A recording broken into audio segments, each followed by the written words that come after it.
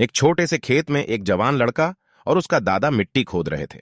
वे मिट्टी को पलट रहे थे, उसकी गांठों को तोड़ रहे थे, ताकि मिट्टी उस वर्ष की बुवाई के लिए अच्छे से तैयार हो सके।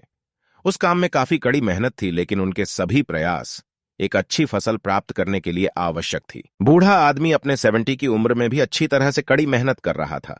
हाँ, थकान से वो काफी हद तक हाँफ रहा था।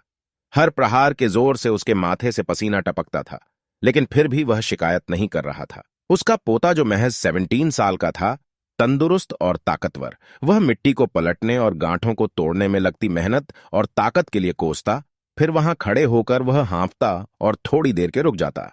थोड़ा आराम करने के बाद एक बार फिर से काम शुरू करने से पहले शिकायत करता। थोड़ी देर बाद युवा पोता देखता है कि उसके दादाजी ने जितना काम कर जमीन को तैयार किया, वो खुद ने कि तैयार की जमीन से बहुत ज्यादा है। दादाजी, जब आप इतने बूढ़े हो फिर भी आपने मुझसे इतना अधिक काम कैसे किया?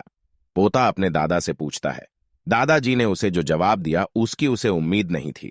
जब हम किसी काम को मुश्किल मानते हैं और उसके बारे में ज्यादा सोचते हैं तो सच में मुश्किल हो जाता है, और हम बिना सोचे जब उसे करते हैं और करते ही रहते हैं तो वो आसान हो जाता है।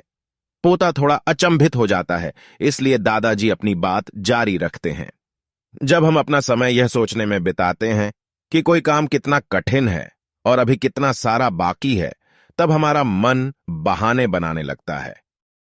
इन सभी चीजों के बारे में सोचना, अपने स्वयं के विचारों के बवंडर में फंसना ही उस काम को हमारे लिए बहुत ज्यादा कठिन बना देता है। इसलिए समझदारी इसी में है कि वास्तविक रूप से पहली बार में शारीरिक कार्य किया जाए। जब आप तय किए काम के बारे में ज्यादा सोचते हैं और अपने दिमाग को नकारात्मक विचारों पर ध्यान केंद्रित करने की अनुमति देते हैं, तो आपकी गति उस काम को करने के लिए अपने आप धीमी होते जाती है। अगर आपको किसी भी काम के दौरान सकारात्मकता बनाए रखना चाहते हैं, तो आपको तुरंत उस काम को शुरू करना चाहिए। और अगर देखना और सोचना है, तो जीतना आप आगे बढ़े, यानी कि जितना काम आपने अच्छे से खत्म कर लिया, उसे देखें ना कि जो बाकी है उसके बारे में विचार करें। ऐसा करने से एक सुखद और सकारात्मक एहसास आपको उस